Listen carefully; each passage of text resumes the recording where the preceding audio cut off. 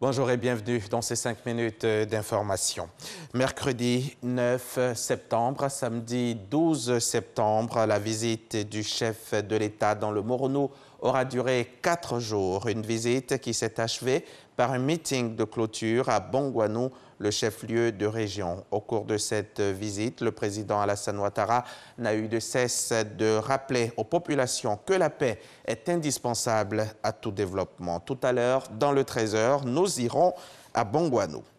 À Bongouanou, où les populations n'ont pas du tout boudé leur envie de voir et d'entendre le chef de l'État. Elles ont occupé les différentes artères de la ville, puis ont investi massivement la place du meeting qui était finalement trop exiguë pour l'événement. Kader Sogodogo revient pour vous sur cette ambiance, l'ambiance des jours de fête.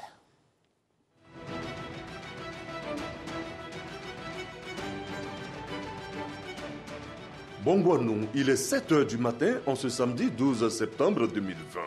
C'est aujourd'hui que Alassane Ouattara achève sa visite d'État dans le Moronou. Les populations arrivent de partout pour vivre ce moment. Elles veulent témoigner, surtout leur attachement indéfectible au chef de l'État.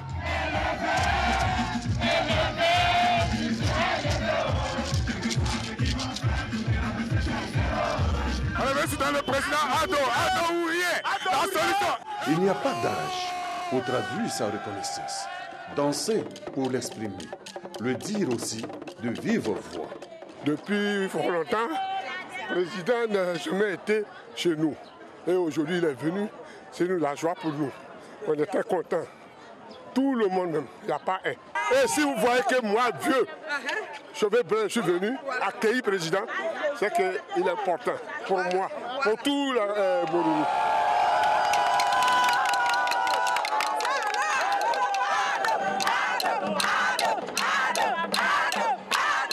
Les jeunes ne sont pas en reste.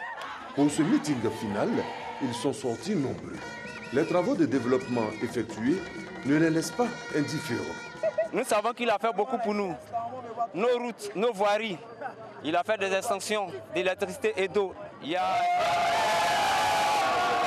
Les femmes venues pour le meeting final ont leur mot à dire également. Nous, les femmes de Bongouanou, on est fiers, on est très contentes. En tout cas, Madame Ouattara, en tout cas, ce qu'il a fait pour les femmes, on ne sait pas quoi parler. Les dons, en tout cas, c'est trop pour nous. Plus de Démocro, Ara, Daoukro, partout. Mais Bongouanou, même demain, maintenant, on voit Bongouanou. En tout cas, on est très contentes. Ado, aujourd'hui, on veut Ado aujourd'hui. On veut Ado demain. Voilà, papa. En tout cas, tout le monde est fier. Les enfants, tout le monde est là. On a un Ado. Aujourd'hui, demain, il est là.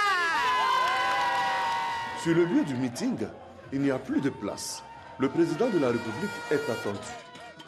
Les exorcisseuses en profitent pour jouer leur partition. Ici, c'est le Moronou. L'Afrique dans ses croyances multiples et pratiques diverses. Chacun a son choix. Ces dames veulent le meilleur pour leur idole, Alassane Ouattara. Bon, avant de venir, il faut qu'on fasse sacrifice, on lance les médicaments kaolaires, tout ça, là, on chante pour que le président vienne enjoyer. Comme à Dianou. On appelle ça à Dianou. On est en train de nettoyer le terrain, le coin pour qu'ici soit propre, pour qu'il n'y ait pas de problème ici. Il faut que nous tous soyons à l'aise. Essayez! Il est un peu plus de 10 heures. Le chef de l'État arrive.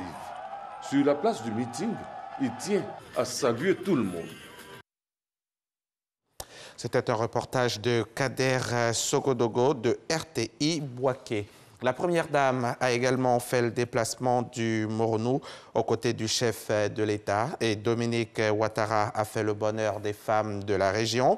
Vous le voyez en image, elle leur a apporté de nombreux cadeaux, des tricycles, des machines à coudre, des congélateurs et des presseuses de manioc. À cela s'ajoutent des lits d'hospitalisation, des lits d'accouchement et une ambulance, le tout pour un coût total de 500 millions de francs CFA. On en saura plus dans le 13h avec les précisions d'Alexis Ouedraogo.